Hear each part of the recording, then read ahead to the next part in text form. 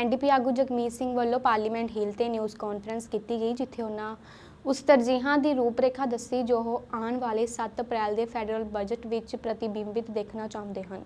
ਇਹਨਾਂ ਵਿੱਚ dental care programme ਦੇ ਪਹਿਲੇ ਕਦਮ ਅਤੇ ਹਾਊਸਿੰਗ ਸੰਕਟ ਨਾਲ ਜੂਝ ਰਹੇ ਕੈਨੇਡੀਅਨਸ ਲਈ ਮਦਦ ਸ਼ਾਮਲ ਹੈ। With the budget approaching, there's a number of things that we want to see in the budget. And I want to take a moment to outline some of those priorities that we want to see. We use our power in this minority government to deliver help for people, for Canadians who need help now. And so in this budget, we want to see some of that help realized. In our agreement, we had clear checkpoints and deadlines for some of the key elements of help to be delivered. And so in this budget, we want to see first steps on the dental care program. There's so many Canadians that cannot get their teeth fixed, and we want to see first steps and funding for those first steps to start with kids under 12 to get the help they need to be able to look after their teeth. We also want to see help for Canadians that are struggling with the housing crisis. There are so many Canadians that they can't afford to ever own a home, who are struggling with their rent, who are hurting now as the cost of living goes up, particularly when it comes to housing. So we want to see help for Canadians now in this budget who are dealing with the housing crisis. Thirdly, another really key element that we fought for and that we want to see happen is steps to make sure that those that have benefited off this pandemic, those at the very top, that some of those start paying their fair share, starting with big banks. That's an important initiative. In addition, we want to see action on fighting the climate crisis. And what we've been calling for and what we fought for in the agreement is to make sure that we end fossil fuel subsidies. And that's something we want to see movement on. We're concerned, though, that the Liberal government's approach right now is to increase subsidies effectively with the carbon capture tax credits. We're also concerned that that carbon capture technology is not something that is clearly effective. There's been a lot of debate around whether it actually can work in reducing emissions or capturing emissions. So these are areas that we're concerned about. We know that we've got to tackle the climate crisis. And one of the concrete things we can do is end those fossil fuel subsidies to reinvest that into renewable energy and invest in the energy that will allow us to reduce emissions, create good jobs, support workers, and be able to protect our planet. ਰੂਸ ਅਤੇ Ukraine ਦੀ ਲੜਾਈ ਦਾ ਅਸਰ Canada ਤੋਂ India ਨੂੰ ਜਾਣ ਵਾਲੀਆਂ Canadian airlines ਦੀਆਂ flights ਵਿੱਚ ਟਰੈਵਲ ਕਰਦੇ ਲੋਕਾਂ ਤੇ ਵੀ ਪੈ ਰਿਹਾ ਹੈ। ਸਿੱਧੀ ਫਲਾਈਟ ਦੀ ਥਾਂ ਇਹ ਫਲਾਈਟਸ ਹੁਣ ਜਹਾਜ਼ ਵਿੱਚ ਤੇਲ ਭਰਨ ਲਈ ਇੱਕ ਥਾਂ ਤੇ ਰੁਕਦੀਆਂ ਵੀ ਹਨ ਅਤੇ ਪਹਿਲਾਂ ਦੇ ਮੁਕਾਬਲੇ ਲੰਬੀ ਫਲਾਈਟ ਹੋਣ ਕਾਰਨ ਲੋਕਾਂ ਦੇ ਸਮਾਨ ਲਿਜਾਣ ਵਿੱਚ ਵੀ ਕਟੌਤੀ ਕਰ ਦਿੱਤੀ ਗਈ ਹੈ। ਪੈਦਾ ਹੋਏ ਹਾਲਾਤ ਕਾਰਨ ਕਈ ਲੋਕਾਂ ਨੂੰ ਖੱਜਲ ਖੁਆਰੀ ਦਾ ਵੀ ਸਾਹਮਣਾ ਕਰਨਾ ਪੈ ਰਿਹਾ ਹੈ ਅਤੇ ਅਜਿਹੀ ਸਥਿਤੀ ਤੋਂ ਬਚਣ ਲਈ ਟਰੈਵਲ ਏਜੰਟਾਂ ਵੱਲੋਂ ਲੋਕਾਂ ਨੂੰ ਫਲਾਈਟਸ ਲੈਣ ਤੋਂ ਪਹਿਲਾਂ ਕਈ ਜ਼ਰੂਰੀ ਗੱਲ ਬਾਰੇ ਜਾਣਕਾਰੀ ਲੈਣ ਦੀ ਸਲਾਹ ਦਿੱਤੀ ਜਾ ਰਹੀ ਹੈ। कि कोविड करके डायरेक्ट फ़्लाइट है, मैं इस करके बिकॉज नॉर्मली मैं ब्रिटिश एयरवेज तो जाना, लेकिन मैं इस करके एयर कैनेडा तो कराई। सरप्राइज़ ਇਹ ਹੋਇਆ ਕਿ ਜਿਸ ਦਿਨ ਮੈਂ ਫਲਾਈ ਕਰਨਾ ਸੀ ਉਸ ਤੋਂ ਇੱਕ ਦਿਨ ਪਹਿਲੇ ਮੈਨੂੰ ਇਨਫੋਰਮੇਸ਼ਨ ਮਿਲਦੀ ਹੈ ਕਿ ਇਹ ਜਿਹੜੀ ਟਿਕਟ ਹੈ ਉਹ ਡਾਇਰੈਕਟ ਟਿਕਟ ਨਹੀਂ ਹੈ, ਇਹ ਜਾਏਗੀ ਵਾਇਆ ਆਇਰਲੈਂਡ। ਪਹਿਲੇ ਇਹਨਾਂ ਨੇ ਮੈਨੂੰ ਕਿਹਾ ਸੀ ਕਿ 2 ਪੀਸ ਲਗੇਜ ਅਲਾਉਡ ਹੈ ਬਿਕॉज 에ਅਰ ਕੈਨੇਡਾ ਅਲਾਉ ਕਰ ਰਿਹਾ ਹੈ। ਮੇਰੇ ਆਉਣ ਤੋਂ ਪਹਿਲੇ ਇੱਕ ਦਿਨ ਪਹਿਲੇ ਮੈਨੂੰ ਈਮੇਲ ਆਈ ਕਿ ਬੇਸਿਕਲੀ 에ਅਰ ਕੈਨੇਡਾ ਸਿਰਫ 1 ਲਗੇਜ ਅਲਾਉ ਕਰ ਰਿਹਾ ਹੈ। ਜਿਹੜਾ ਬੰਦਾ ਤੁਸੀਂ ਇਹ ਸੋਚੋ ਕਿ ਕੈਨੇਡਾ ਤੋਂ ਅਗਰ ਇੰਡੀਆ ਜਾ ਰਿਹਾ 2 ਪੀਸ ਲਗੇਜ ਲੈ ਕੇ ਜਾ ਰਿਹਾ ਹੈ ਤੇ ਉਹ ਇੰਡੀਆ ਤੋਂ ਕੈਨੇਡਾ 1 ਪੀਸ ਲਗੇਜ ਕਿਸ ਤਰ੍ਹਾਂ ਆ ਸਕਦਾ ਹੈ? ਤੁਸੀਂ ਕਸਟਮਰ ਨੂੰ ਕਮਿਟ ਕਰਤਾ ਹੈ ਕਿ 2 ਪੀਸ ਲਗੇਜ ਹੈ ਤੇ ਲਾਸਟ ਮੋਮੈਂਟ ਤੇ ਤੁਸੀਂ ਕਿਸ ਤਰ੍ਹਾਂ ਚੇਂਜ ਕਰ ਸਕਦੇ ਹੋ? ਤੇ ਫਿਰ ਤੇ ਮੈਂ ਕਿਸੇ ਵੀ 에ਅਰਲਾਈਨ ਤੋਂ ਜਾ ਸਕਦਾ ਸੀ। Why to go with air Canada ਜਿੱਧਰ ਮੈਂ 2000 ਪਲੱਸ ਦੀ ਟਿਕਟ ਦੇ ਰਿਹਾ? Why not to go with some other airline ਜਿਹਦੇ 'ਚ ਮੈਨੂੰ $300-400 ਪਰ ਹੈਡ ਵੱਜਦੇ ਹੋਣ? 에ਅਰਲਾਈਨਸ ਆਫਿਸਿਸ ਨਹੀਂ ਸੀ, ਕਾਲ ਸੈਂਟਰਸ ਨਹੀਂ ਸੀ। ਮੈਂ ਫੇਸਬੁੱਕ ਤੇ ਟਰਾਈ ਕੀਤਾ ਉਹਨਾਂ ਨੂੰ ਕੰਟੈਕਟ ਕਰਨ ਵਾਸਤੇ, ਮੈਸੇਜ ਪਾਇਆ, ਉਹਨਾਂ ਦਾ ਇੱਕ ਵੈਲਕਮ ਮੈਸੇਜ ਸਿਰਫ ਆਇਆ। ਉਸ ਤੋਂ ਬਾਅਦ ਉਹਨਾਂ ਨੇ ਕੋਈ ਵੀ ਉਸ ਮੇਰੀ ਰਿਕੁਆਇਰਮੈਂਟ ਦਾ ਕੋਈ ਜਵਾਬ ਨਹੀਂ ਦਿੱਤਾ। ਉਹਨਾਂ ਨੇ ਕਿਸੇ ਨੂੰ ਕੋਈ ਅਰਜੈਂਸੀ ਹੋ ਜਾਂਦੀ ਹੈ ਉਹ ਕਿੱਧਰ ਅਪਰੋਚ ਕਰੇਗਾ? ਉਹ ਕਹਿੰਦੇ ਨੇ ਜੀ ਤੁਸੀਂ ਇੰਟਰਨੈਸ਼ਨਲ ਕਾਲ ਨੰਬਰ ਦੇ ਉੱਪਰ ਕਾਲ ਕਰੋ। ਇਜ਼ ਇਟ ਪੋਸੀਬਲ ਕਿ ਤੁਸੀਂ ਕਹੋ ਇੰਡੀਆ ਬੈਠਾ ਹੋਇਆ ਬੰਦਾ ਇੰਟਰਨੈਸ਼ਨਲ ਕਾਲ ਨੰਬਰ ਦੇ ਉੱਪਰ 1 ਘੰਟਾ 2-2 ਘੰਟੇ ਹੋਲਡ ਤੇ ਰਹੇਗਾ? Is it viable? ਤੁਸੀਂ 에ਅਰਲਾਈਨਸ ਚਲਾ ਕੇ ਬੈਠੇ ਹੋ, ਤੁਸੀਂ ਮਾਰਕੀਟ ਵਿੱਚ ਜਿਹੜੀ ਨਾਰਮਲ 에ਅਰਲਾਈਨਸ ਹੈ ਉਸ ਤੋਂ $300-400 ਐਕਸਟਰਾ ਅਸੀਂ ਪੇ ਕਰ ਰਹੇ ਹਾਂ। ਤਾਂ so this is what the service we should be expecting from them. ਕੋਈ ਬਜ਼ੁਰਗ ਬੰਦਾ ਜਾਂਦਾ ਹੈ ਤੇ ਉਹਦੇ ਨਾਲ ਇਹ ਸਾਰੀ ਚੀਜ਼ਾਂ ਅਗਰ ਵਰਤਦੀਆਂ ਤੇ ਫਿਰ ਉਹ ਕਿਸ ਤਰ੍ਹਾਂ ਕਰੇਗਾ? ਆਪਣੇ ਇੰਡੀਆ ਤੇ ਰਸ਼ੀਆ ਦਾ ਆਪਸ ਵਿੱਚ ਐਗਰੀਮੈਂਟ ਹੈ, but Canada falls in on the other side. So ਇਸ ਲਈ 에ਅਰ ਕੈਨੇਡਾ ਦੀ ਫਲਾਈਟ ਉਹਨਾਂ ਨੇ ਪਹਿਲਾਂ ਡਾਇਰੈਕਟ ਬੰਦ ਕਰ ਦਿੱਤੀ ਸੀ 31 ਮਾਰਚ ਤੱਕ। ਬੰਦ ਨਹੀਂ ਕੀਤੀ, ਮਤਲਬ ਇਨ ਅ sense they're flying through Dublin, going from Vancouver, Dublin, stopping 2 hours, then India. They returns straight Sigi. But from 1st of April, it's going straight Vancouver, Delhi, ਤੇ ਦਿੱਲੀ Vancouver ਸਿੱਧੀ ਆ ਰਹੀ flight. ਪਿਛਲੇ ਕੁਝ ਸਮੇਂ ਤੋਂ ਮੈਟਰੋ ਵੈਨਕੂਵਰ ਵਿੱਚ ਗੋਲੀਆਂ ਚੱਲਣ ਅਤੇ ਕਤਲ ਦੀਆਂ ਵਾਰਦਾਤਾਂ ਵਿੱਚ ਫਿਰ ਕੁਝ ਵਾਧਾ ਹੋਇਆ ਹੈ। ਇਹਨਾਂ ਵਾਰਦਾਤਾਂ ਵਿੱਚੋਂ ਕੁਝ ਕੁ ਦਾ ਸੰਬੰਧ ਗੈਂਗ ਕਾਰਵਾਈਆਂ ਨਾਲ ਦੱਸਿਆ ਜਾ ਰਿਹਾ ਹੈ, ਜਦਕਿ ਕੁਝ ਬਾਰੇ ਅਜੇ ਕੋਈ ਪੁਸ਼ਟੀ ਨਹੀਂ ਹੋ ਸਕੀ। ਅਜਿਹੀਆਂ ਵਾਰਦਾਤਾਂ ਰੋਕਣ ਲਈ ਅਕਸਰ ਹੀ ਪੁਲਿਸ ਦੇ ਸਖਤ ਐਕਸ਼ਨਾਂ ਅਤੇ ਕਮਿਊਨਿਟੀ ਦੇ ਸਹਿਯੋਗ ਬਾਰੇ ਬਹਿਸ ਚੱਲਦੀ ਰਹਿੰਦੀ ਹੈ। ਪਿਛਲੇ ਹਫਤੇ ਸਾਡੇ 4 ਗੋਲੀਆਂ ਚੱਲੀਆਂ ਇੰਸੀਡੈਂਟ ਹੋਏ ਸੀ, ਜਿੱਥੇ 4 ਗੋਲੀਆਂ ਚੱਲੀਆਂ ਸੀ ਐਂਡ ਉਹ ਅਸੀਂ ਹੁਣ ਫੋਲੋ ਅਪ ਕਰਦੇ ਹਾਂ। And keep these gangsters down, and they're moving around to other communities. You've seen some shootings.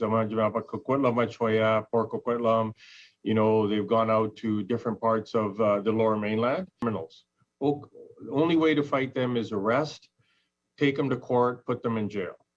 They're either going to go to jail or they're going to kill each other. Oh, jede mid to top level, I hate to say it, they're maybe too far gone. ਪਰ ਜਿੱਥੇ cycle ਇਹ stop ਕਰ ਸਕਦੇ ਆ, ਇਹ ਜਿਹੜਾ mid level to low level ਜਿਹੜੇ entry ਆ, ਉੱਥੇ ਆਪਾਂ ਬਿਗ ਡਿਫਰੈਂਸ ਬਣਾ ਸਕਦੇ ਆ। ਜਿਹੜੇ ਟ੍ਰੈਂਡ ਅਸੀਂ ਨੋਟਿਸ ਕਰ ਰਹੇ ਆ ਕਿ ਐਲੀਮੈਂਟਰੀ ਸਕੂਲ ਦੇ ਵਿੱਚ ਹੀ ਇਹ ਗੈਂਗਸਟਰ ਹੁਣ ਪਹੁੰਚਣ ਲੱਗ ਪਏ। ਪਿਛਲੇ ਸਾਲ ਹੀ ਇੱਕ 14 ਸਾਲ ਦਾ ਮੁੰਡਾ ਮਾਰਿਆ ਗਿਆ ਇੱਥੇ ਸਰੀ ਦੇ ਵਿੱਚ, ਤੇ it's believed they might have been gang related. So ਜੇ ਸੋਚ ਕੇ ਦੇਖਿਆ ਜਾਵੇ 14 ਸਾਲ ਤੇ ਰਾਤੋਂ ਰਾਤ ਉੱਠ ਕੇ ਤੇ ਉਹ ਗੈਂਗਾਂ ਦੇ ਵਿੱਚ ਤਾਂ ਪਿਆ ਨਹੀਂ। ਤੇ ਹੁਣ ਗੈਂਗਸਟਰ ਕੀ ਕਰਦੇ ਆ, ਇਹ ਉਹ ਬੱਚਿਆਂ ਨੂੰ ਲੱਭ ਰਹੇ ਆ ਜਿਨ੍ਹਾਂ ਦੇ ਵਿੱਚ ਇਹਨਾਂ ਨੂੰ ਥੋੜੀ ਜਿਹੀ ਵਲਨਰੇਬਿਲਿਟੀ ਦਿਸ ਰਹੀ ਹੈ। ਕਹਿਣ ਦਾ ਮਤਲਬ ਹੈ ਕਿ ਇਹਨਾਂ ਨੂੰ ਲੱਗ ਰਿਹਾ ਕਿ ਬੱਚੇ ਕਲਾਸਾਂ ਨੂੰ ਸਕਿਪ ਕਰ ਰਹੇ ਆ, ਜਾਂ ਬੱਚਿਆਂ ਦੇ ਫੈਮਿਲੀ ਦੇ ਵਿੱਚ ਕੋਈ ਮਸਲਾ ਆ, ਕੋਈ ਸਿਚੁਏਸ਼ਨ ਆ। ਦੋਨੀ ਮਾਂ ਪੇ ਕੰਮ ਕਰਦੇ ਆ, ਗ੍ਰੈਂਡ ਪੇਰੈਂਟਸ ਲੁੱਕ ਆਫਟਰ ਕਰਦੇ ਆ, ਤਾਂ ਉਹ ਕਿੰਨਾ ਕੁ ਕਰ ਸਕਦੇ ਆ, ਦੱਸੋ, ਬੁੱਢੇ ਹੋਏ ਹੁੰਦੇ ਆਲਰੇਡੀ। ਐਂਡ ਦ ਪ੍ਰੋਬਲਮ ਇਹ ਨਹੀਂ ਕਿ kids spend more time at school than they do at home. It's not only the school's job to make the kids safe, it's the school's job to make the kids feel safe all the time and to understand the situations. ਹੁਣ stranger danger ਤਾਂ ਅਸੀਂ ਸਿਖਾ ਦਿੰਦੇ ਹਾਂ ਵੀ ਕੋਈ ਆਵੇ school ਦੇ ਵਿੱਚ ਤਾਂ ਨਹੀਂ ਕਰਨਾ, but what we haven't taught the kids is if you find a knife or a gun at school, what to do about this situation. This is something that's not taught. Victoria ਵਿੱਚ doctor Bonnie Henry, British Columbia ਦੇ ਸੂਬਾਈ ਸਿਹਤ ਅਧਿਕਾਰੀ ਅਤੇ BC ਸਿਹਤ ਮੰਤਰੀ Adrian ਡਿਕਸ ਵੱਲੋਂ ਸੂਬੇ ਵਿੱਚ ਕੋਵਿਡ-19 ਦੀ ਸਥਿਤੀ ਬਾਰੇ ਇੱਕ ਅਪਡੇਟ ਪ੍ਰਦਾਨ ਕੀਤੀ ਗਈ, ਜਿਸ ਵਿੱਚ ਸੂਬੇ ਵਿੱਚ ਕਰੋਨਾ ਵਾਇਰਸ ਬਿਮਾਰੀ ਦੇ ਪ੍ਰਸਾਰ ਸੰਬੰਧੀ ਨਵੀਨਤਮ ਮਾਡਲਿੰਗ ਡੇਟਾ ਅਤੇ ਅਨੁਮਾਨ ਸ਼ਾਮਲ ਹਨ। ਉਹਨਾਂ ਦੱਸਿਆ ਕਿ ਸੂਬਾ 8 ਅਪ੍ਰੈਲ ਤੋਂ ਆਪਣਾ ਵੈਕਸੀਨ ਕਾਰਡ ਪ੍ਰੋਗਰਾਮ ਖਤਮ ਕਰ ਰਿਹਾ ਹੈ। So today we're going to give an update on where we are with COVID-19 and go through some of the data and talk about the measures that we're going to have coming up in the next few days and weeks. Where we are today should be no surprise to most people. We're in a reasonably good place. Since I last provided an update in March, we have continued to see progress that is in the right direction. Transmission, hospitalizations, and deaths are all down since our last report, and this is encouraging. Our approach has always been to only have the minimum necessary restrictions to keep our communities safe, and now we're at a time where we can progress from legally enforceable community requirements to a place of collective being able to manage this together. We are transitioning from having all of our safety levels all of the time to requiring some of them, depending on the situation that we're in, depending on our risk at each time. And on top of the very core protection that we have from vaccination, and we can see that close to 60% of children, 5 to 11, over 90% of adults in British Columbia have received at least 2 doses of vaccine. New York ਦੇ Queens ਸ਼ਹਿਰ ਵਿੱਚ ਇੱਕ 70 ਸਾਲਾ Punjabi senior ਨੂੰ ਉਦੋਂ ਕਿਸੇ ਨੇ ਹਮਲੇ ਦਾ ਸ਼ਿਕਾਰ ਬਣਾਇਆ ਸੀ ਜਦੋਂ ਉਹ ਸੈਰ ਕਰ ਰਿਹਾ ਸੀ। ਇਸ ਹਮਲੇ ਵਿੱਚ ਬਜ਼ੁਰਗ ਬੁਰੀ ਤਰ੍ਹਾਂ ਜ਼ਖਮੀ ਹੋਇਆ, ਜਦਕਿ ਸ਼ੱਕੀ ਮੌਕੇ ਤੇ ਦੌੜ ਗਿਆ। ਨਿਊਯਾਰਕ ਵਿੱਚ ਰਹਿੰਦਾ ਸਿੱਖ ਭਾਈਚਾਰਾ ਹਮਲੇ ਦੀ ਇਸ ਘਟਨਾ ਨੂੰ ਨਸਲੀ ਵਾਰਦਾਤ ਦੱਸ ਰਿਹਾ ਹੈ ਅਤੇ ਅਜਿਹੀ ਘਟਨਾਵਾਂ ਨੂੰ ਰੋਕਣ ਲਈ ਆਵਾਜ਼ ਉਠਾ ਰਿਹਾ ਹੈ। ਉੱਧਰ ਨਿਊਯਾਰਕ ਪੁਲਿਸ ਦੇ ਹੇਟ ਕ੍ਰਾਈਮ ਯੂਨਿਟ ਵੱਲੋਂ ਇਸ ਮਾਮਲੇ ਦੀ ਜਾਂਚ ਕੀਤੀ ਜਾ ਰਹੀ ਹੈ। ਜਾਂਦਾ ਹੀ ਮਤਲਬ ਥੋੜੀ ਬਹੁਤ ਸੈਰ ਮਤਲਬ ਘੁੰਮਦਾ ਸੀਗਾ, ਜਾਣੀ ਕਿ ਪਿੱਛੋਂ ਮਤਲਬ ਕਾਲਾ ਆਇਆ ਤੇ ਪਿੱਛੋਂ ਜੋ ਕਾਲਾ ਮੇਰੇ ਬਰਾਬਰ ਆਇਆ ਤਾਂ ਉਹਨੇ ਮੇਰੇ ਮਾਰਿਆ, ਮੁੱਕਾ ਚੋਰ ਨਾ ਮਾਰਿਆ। ਬਾਕੀ ਵੀ ਮਤਲਬ ਦੱਸ ਕਰਦੀ ਆ, ਨੱਕ ਦੀ ਹੱਡੀ ਵੀ ਕਰੈਕ ਹੋਈ ਆ। ਸਾਡੇ ਕੋਲ ਕੋਈ ਨਹੀਂ ਮਤਲਬ ਦੋਨੋਂ ਹੀ 15-20 ਮਿੰਟ ਬਾਅਦ ਆਇਆ ਤੇ ਫਿਰ ਘੰਟੇ ਬਾਅਦ ਐਂਬੂਲੈਂਸ ਗੁਰਦੁਆਰੇ ਵਾਲਿਆਂ ਨੇ ਬੁਲਾਈ ਸੀ ਮੈਂਬਰਾਂ ਨੇ। ਉਹ ਮਤਲਬ ਐਂਬੂਲੈਂਸ ਜਦੋਂ ਆਈ ਤੇ ਇਹਨਾਂ ਨੇ ਮੈਨੂੰ ਮਤਲਬ ਗੁਰਦੁਆਰੇ ਉੱਥੇ ਹਸਪੀਟਲ ਭੇਜਿਆ। 2.5 ਘੰਟੇ ਉਹਨਾਂ ਨੇ ਜਾਣੀ ਕਿ ਨਹੀਂ ਚੈੱਕ ਕੀਤਾ, ਉਹਨਾਂ ਨੇ ਇੰਨੀ ਗੌਰ ਨਹੀਂ ਕੀਤੀ ਉਹਨਾਂ ਨੇ। ਤੇ ਬਾਅਦ ਚ ਫਿਰ ਉਹਨਾਂ ਨੇ ਪੇਪਰ ਲਿਖਤਾ ਵੀ ਦਵਾਈ ਬਾਹਰੋਂ ਲੈ ਲਾ ਸਟੋਰ ਚੋਂ, ਤੇ ਮਤਲਬ ਉਹ ਦਵਾਈ ਮਤਲਬ ਖਾਈ ਜਾਂਦੀ।